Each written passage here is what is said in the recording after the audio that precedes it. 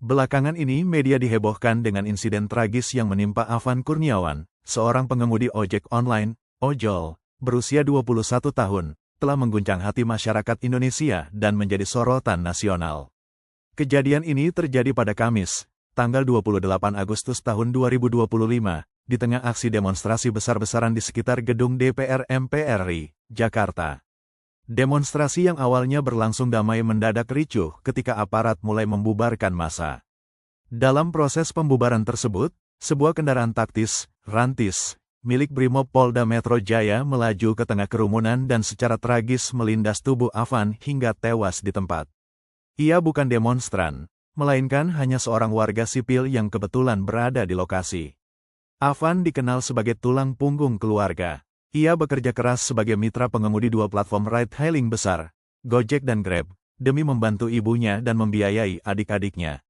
Wafatnya Afan menimbulkan kemarahan dan kesedihan yang meluas, baik di kalangan sesama driver ojol maupun masyarakat umum. Video detik-detik kejadian menyebar luas di media sosial, menunjukkan Rantis tersebut tetap melaju meski warga telah berteriak memperingatkan. Usai kejadian, warga dan pengemudi ojol lainnya mengejar kendaraan tersebut hingga masuk ke markas Brimob di Kuitang, Jakarta Pusat. Tanggapan dari berbagai pihak datang dengan cepat. Kapolri Jenderal Listio Sigit Prabowo secara langsung mengunjungi rumah sakit tempat jenazah Afan disemayamkan dan menyampaikan permintaan maaf kepada keluarga korban. Ia juga menjanjikan bahwa kejadian ini akan menjadi bahan evaluasi menyeluruh bagi institusinya. Kapolda Metro Jaya Irjen Asep Edi Suheri pun menyatakan bahwa 7 personel Brimob yang berada di dalam kendaraan saat insiden terjadi sedang diperiksa oleh Divisi Propam Polri. Pemerintah melalui Menteri Sekretaris Negara juga turut menyampaikan permintaan maaf secara resmi dan meminta aparat lebih humanis dalam menangani unjuk rasa ke depan. Sementara itu, respons dari masyarakat sipil dan komunitas ojol sangat kuat.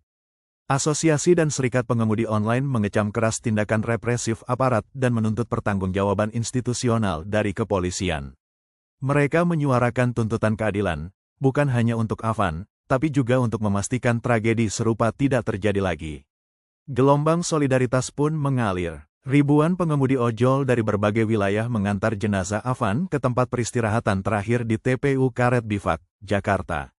Pemakaman itu dihadiri oleh tokoh-tokoh penting seperti Anies Baswedan, anggota DPR Rieke Diah Pitaloka, dan Kapolda Metro Jaya sendiri.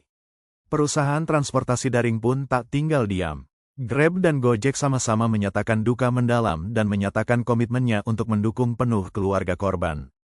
Bantuan berupa santunan, fasilitas pemakaman, dan pendampingan hukum telah diberikan. Grab Indonesia bahkan memastikan bahwa pengemudi lain yang terluka dalam insiden yang sama juga akan mendapatkan perawatan dan bantuan lanjutan. Tragedi ini membuka kembali diskusi publik mengenai cara aparat keamanan menangani demonstrasi.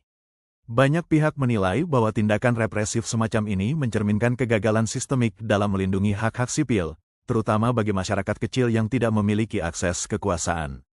Afan Kurniawan, yang hanya sedang mencari nafkah, menjadi simbol dari bagaimana kekerasan negara bisa menimpa warga biasa yang tak bersalah. Kejadian ini menjadi pengingat keras bahwa dalam setiap situasi konflik sosial, pendekatan kemanusiaan dan prinsip kehati-hatian harus menjadi prioritas utama. Kini, masyarakat menanti proses hukum yang transparan dan akuntabel. Pertanyaan besar yang masih menggantung adalah apakah ada individu atau institusi yang akan benar-benar dimintai pertanggungjawaban, atau apakah kasus ini akan meredup seiring waktu seperti banyak kasus kekerasan aparat sebelumnya.